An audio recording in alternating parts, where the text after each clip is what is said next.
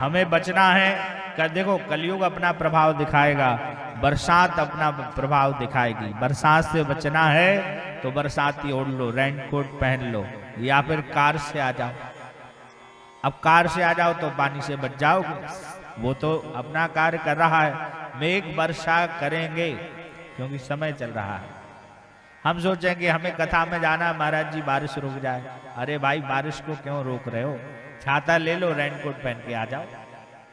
ऐसे ही ये जो कलयुग है, कलिकाल चल रहा है, कलयुग अपना प्रभाव दिखाएगा, तो अपन को बचना है उससे। कहा कैसे बचेंगे, तो कलयुग केवल नाम आधारा। कलयुग में अगर बचना है तो मेरे महादेव का नाम लीजिए, भोले बाबा का नाम लीजिए, और कन्हैया जी का नाम लीजिए, राम का नाम लें, कृष्ण का नाम लें।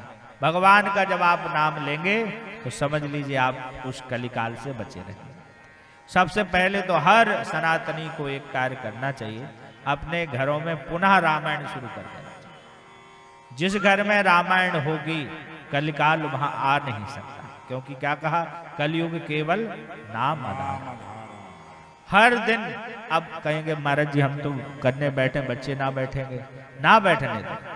आप अपना नियम बनाओ, प्रतिदिन जब आप फ्री हो भोजन आदि से, पहले तो ऐसा होता था कि भोजन जब ही मिलता था जब रामायण के 2 दोहे हो जाते, और पहले वो 2 दोहे पढ़ने बहुत भारी पड़ते थे, भूख लग रही लेकिन भोजन जब मिलेगा जब वो दोहे पढ़े जाएंगे। आज ये तिवारी आंटी जो हमारे यजमान है मंदिर पे आती हैं, तो ये बता रही थी कि हम पंडित जी जब छोटे में जब 2 दोहे पढ़ लेते थे उसके बाद भोजन आदि मिलता था। तो ये नियम अपने घर में भी थोड़ा बहुत तो अपन भोजन भले करा के करो, लेकिन हम स्वयं बैठे। और हम जब बैठेंगे, देखो संस्कारवान हमें स्वयं बनना पड़ेगा। आज विडंबना ऐसी है कि हम अपने बच्चों को तो संस्कारवान बनाना चाहते हैं, लेकिन हम स्वयं नहीं।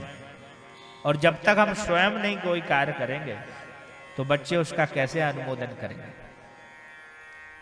और इसलिए हमें चाहिए कि हर सनातनी व्यक्ति के लिए हर घर घर में रोज रामायण की, ज्यादा नहीं तो केवल 2 चौपाई। और रामायण में सारे ग्रंथों का सार है। जिसने रामायण पढ़ ली समझ लीजिए उसने सारे ग्रंथों को समझ लिया। तुलसी बाबा के एक एक रामायण में, एक एक मंत्र में, एक एक उसमें सब आधार है। आप रोज पढ़िए। अब कहा सदसिद्धिम लोकानम तीर्थानिम में गता। सूर्य महाराज सनत कुमारों ने कहा महाराज जैसे जैसे जब तक शिव पुराण का उदय नहीं हुआ तभी तक पाप है। तत्सर्वाणि क्षेत्राणि विंदितंद महातले। कहा कि सभी क्षेत्र तभी तक पाप है जब तक शिव पुराण जिसने नहीं सुना।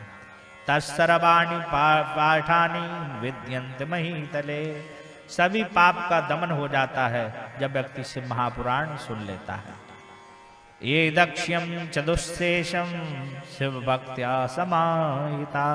कहते हैं शिव पुराण सुनने से पाप का क्षय होता है और कलयुग का प्रभाव कम होता है भगवान की भक्ति से, महादेव की भक्ति से।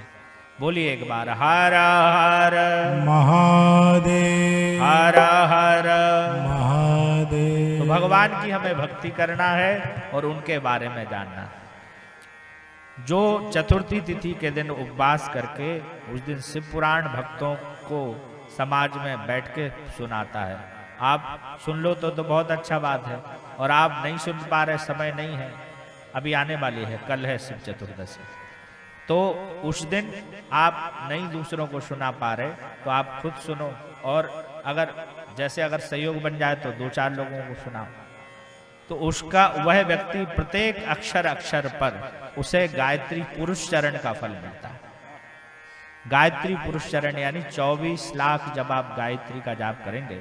पुरुष चरण किसे कहते हैं कि जिस मंत्र में जितने अक्षर हैं उतना जाप करना, वो पुरुष चरण है। जैसे ओम नमः शिवाय, इसमें 5, वैसे तो ये षडाक्षर हो गया, देखिए पंचाक्षर और षडाक्षर क्या है। नमः शिवाय ये अकेला है पंचाक्षर मंत्र। क्या है?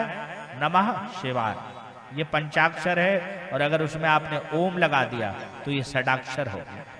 अब कहेंगे महाराज जी क्या ओम के बिना तो कोई मंत्र ही नहीं है, लेकिन ओम वो पूरक है, ओम से ही सारी शक्ति समाई हुई है संसार में। ओम नाम से ही जगत में उजाला है, और ओम पर्वत पर्वत डोल रहे हैं, इधर डोल रहे हैं, वहां डोल रहे हैं, सब जगह जा रहे हैं, लेकिन कुछ मिल ही नहीं रहा है। लेकिन सब में ओम ही समाया है। और इस संसार में जब तक आपको कुछ नहीं आता, कोई मंत्र नहीं आता, तो आप बैठ जाइए ऐसे और ओम ओम का उच्चारण करें, केवल ओम।